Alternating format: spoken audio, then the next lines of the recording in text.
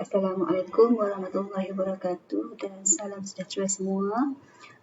Minggu ini adalah minggu kedua kita akan membincangkan tentang topik yang kedua untuk EDUP 3033 Murid dan Pembelajaran, iaitu berkaitan topik proses pembelajaran.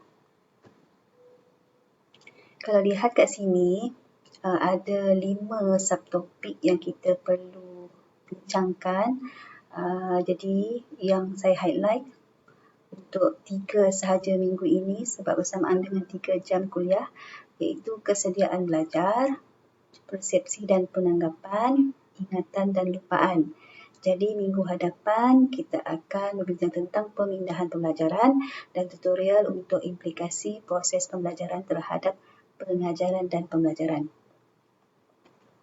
Jadi kalau lihat di sini hasil pembelajaran masih lagi CLO1 yang kita perlu capai adalah menjelaskan proses pembelajaran dalam pendidikan, dan kriteria kerjaan yang kamu kena capai adalah mahir menjelaskan proses pembelajaran dan dalam pendidikan dengan tepat.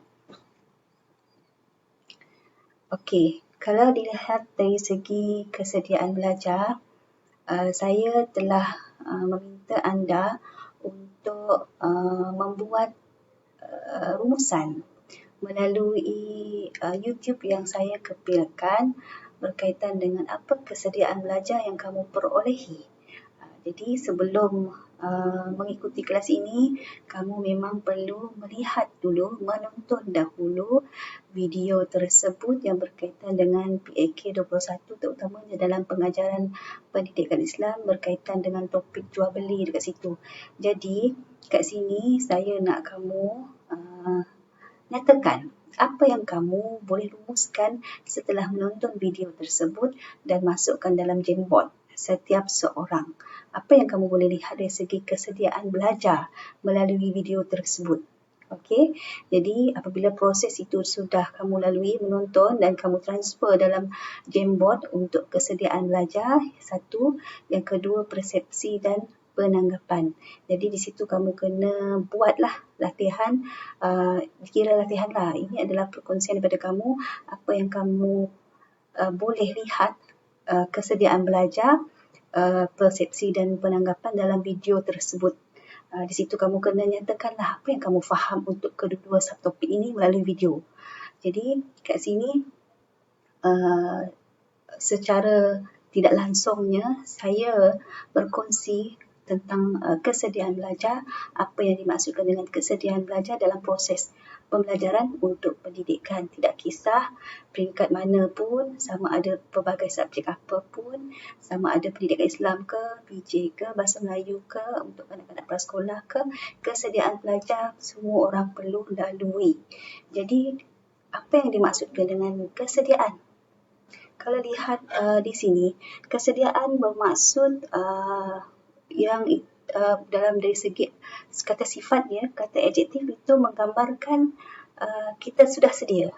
Kita sudah telah ada, kita telah lengkap ataupun dapat berkebolehan ataupun sanggup, rela, sudi, reda, kemahuan di situ dah ada, keinginan pun dah ada. Itu yang dimaksudkan dengan kesediaan. Okey, seterusnya kalau belajar, apa yang dimaksudkan dengan belajar? Belajar bermaksud di sini berkaitan dengan memperoleh, mendapat, menambah atau mengetahui sesuatu ilmu, pengetahuan ataupun kemahiran ataupun kepandaian ataupun kecekapan yang perlu kita kuasai. Kalau kita rumuskan kedua-duanya, kesediaan belajar bermaksud keadaan dalaman individu yang bersedia. Maksudnya dalam diri kita ini sudah bersedia dan berupaya untuk mempelajari sesuatu dengan tujuan memperoleh pengalaman pembelajaran yang baru. Di sini maksudnya kesediaan. Dapat kita simpulkan kesediaan belajar maksudnya di situ dah ada kemahuan. Di situ dah ada kesediaan, di situ dah ada kita sudah ingin, mahu, reda untuk mendapatkan ilmu. Itu yang dikaitkan dengan kesediaan belajar. Sebab itu kat sini kata keadaan dalam diri individu yang bersedia dan berkebolehan untuk memperoleh ilmu pengetahuan, pengalaman, kemahiran dan nilai yang baru. Jadi ia melibatkan 3 domain.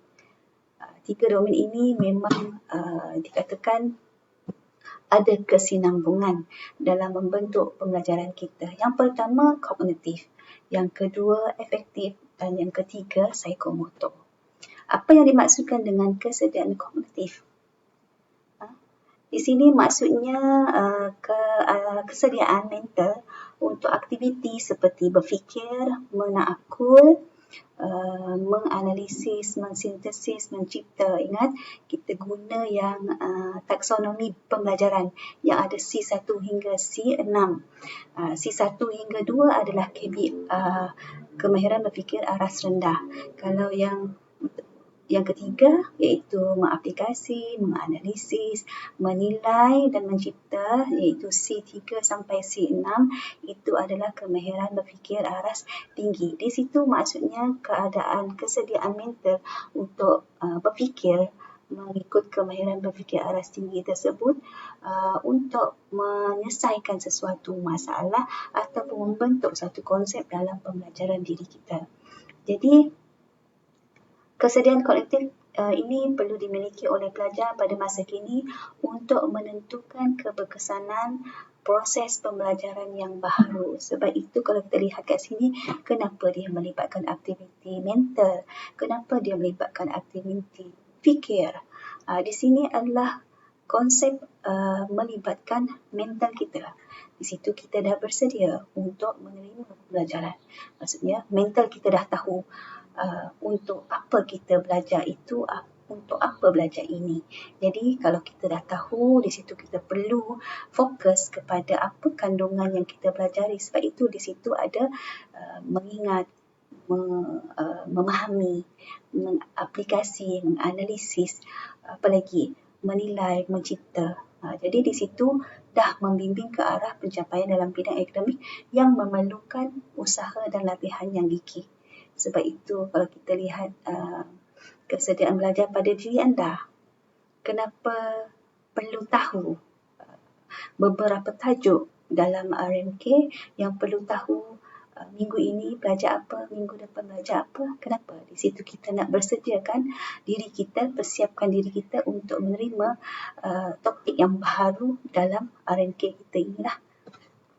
Jadi kat sini maksudnya kalau berkaitan dengan kesediaan kognitif tinggi, di situ faham idea ataupun maklumat dan ingat kembali terutamanya kalau saya boleh tanya kepada anda, apa yang kamu faham tentang konsep pengajaran dan pembelajaran. Kalau kamu sudah menguasai tersebut, jadi the next step untuk kali ini, minggu ini, tentang proses.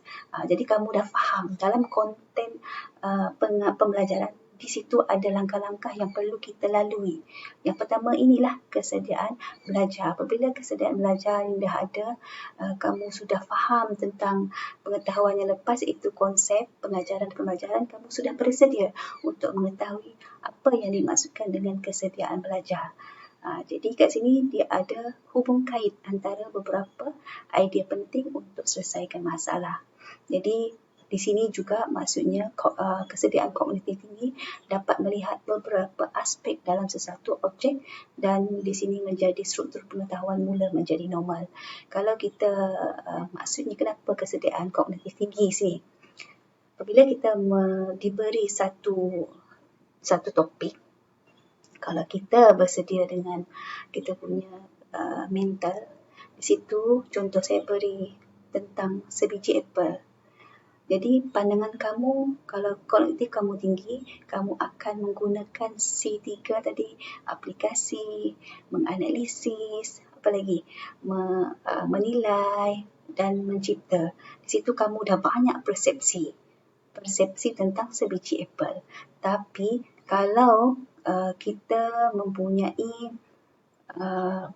kemahiran ataupun kesediaan kognitif rendah, di situ kita cuma lihat sebiji apple saja. Di situ kita cuma menguasai C1 dan C2 iaitu mengingat dan memahami. Yang kamu faham, itu sebiji apple. Sebiji apple itu kamu lihat secara luaran dan cuma lihat warna dia iaitu merah ataupun hijau. Di situ maksudnya egocentrik, tidak dapat melihat menurut perspektif orang lain. Maksudnya perspektif yang luar daripada apa yang berkaitan dengan sebiji apple. Kalau untuk sebiji apple itu kamu boleh persepsi dengan pelbagai perspektif. Contoh tadi kalau yang untuk aplikasi terhadap sebiji apple untuk apa? Untuk makan kan? Kamu makan. Tadi kalau C1 dan C2 itu cuma peringkat mengingat dan memahami, kamu cuma pandang saja. Pandang saja. Di situ yang kat sini kesediaan kognitif rendah melihat satu aspek saja. Jadi kamu menafikan ke semua yang lain itu. Jadi menyebabkan kamu punya perkembangan ilmu yang tentang apple itu tidak meluas. Tapi kalau kamu boleh melihat dari berbagai perspektif iaitu mengaplikasi, contoh tadi kamu boleh makan. Lepas tu kalau kamu boleh analisis lagi apa fungsi apple tersebut. Jadi kamu boleh jadikan jus yang berkhasiat. Mungkin kamu seterusnya kalau menilai, kamu boleh menilai dia untuk pemakanan sihat dalam pattern mana, corak mana, dalam bentuk apa. Mungkin dalam bentuk snack ke, mungkin kamu boleh dalam bentuk cake ke. Jadi kat situ ke arah orang kata kat sini penciptaan. Di situ maksudnya kesediaan kamu untuk menganalisis suatu konten itu dengan lebih tinggi menyebabkan kita dah boleh menguasai pembelajaran yang baru dan lebih luas. Kalau saya kata kaitkan dengan yang kamu lihat video tersebut, cuba tengok kesediaan dari segi kognitif. Apa yang ustaz itu beri kepada mereka untuk mereka bersedia dari segi pemikiran mental mereka berkaitan dengan topik jual beli. Di situ kamu boleh kaitkan. Bayangkan, sebab itu apabila kesediaan mental untuk menerima pembelajaran jual beli, guru yang perlu cari cara untuk macam mana mencipta sesuatu pengajaran yang memberi manfaat kepada pembelajaran pelajar. Sebab itu kalau kamu lihat ustaz tersebut dia menggunakan apa? Sebagai motivasi, sebagai penggalak untuk belajar-belajar, iaitu dia menggunakan beberapa jenis kereta yang pelbagai warna, pelbagai bentuk, sebab dia nak kaitkan dengan topik jual beli. Dia nak attract rangsangan ataupun fokus pelajar untuk belajar apa yang dia ingin sampaikan. Jadi itu yang kita boleh kaitkan dengan efektif. Efektif ini melibatkan sikap positif terhadap pembelajaran. Di situ apabila masuk dalam kelas, pelajar itu kalau pandang teringat yang ustaz masuk lepas ni, mereka akan lebih bersemangat. Kenapa? Dia dah menjangkakan ustaz ini boleh menyediakan pelbagai pembelajaran yang memenuhi keperluan mereka. Pelbagai cara, pelbagai pendekatan. Kalau kita lihat yang dalam YouTube tersebut, banyak motivasi yang ustaz itu gunakan. Sebab apa? Dia nak menggalakkan pembelajaran yang selesa. Dia welcome pelajar dia sempat bergurau. Di situ ada perasaan gembira, ceria, bersemangat. Dan tambah lagi di situ pelajar dilengkapi dengan peralatan yang sesuai untuk mereka boleh bebas meluahkan apa yang mereka faham tentang konsep jual beli. Di situ kita dah boleh menanam minat pelajar itu terhadap topik tersebut dengan lebih mendalam. Jadi di situ menggalakkan lagi untuk rajin belajar. Tengok respon mereka. Bayangkan di situ kita dah menggalakkan pelajar ini tidak ada rasa segan, tidak ada rasa takut untuk menimba ilmu. Jadi kalau kita dengan muka garang apa semua, kecut dah perut pelajar kita, di situ dah mengganggu dia punya emosi. Di situ dah kesediaan belajar itu tidak ada. Sebab itu kesediaan efektif untuk belajar sangat diperlukan. Macam mana di pihak kita kena tahu macam mana kita nak boleh menyediakan kesediaan efektif itu kepada pelajar. Di situ ada motivasi intrinsik, kita boleh kaitkan.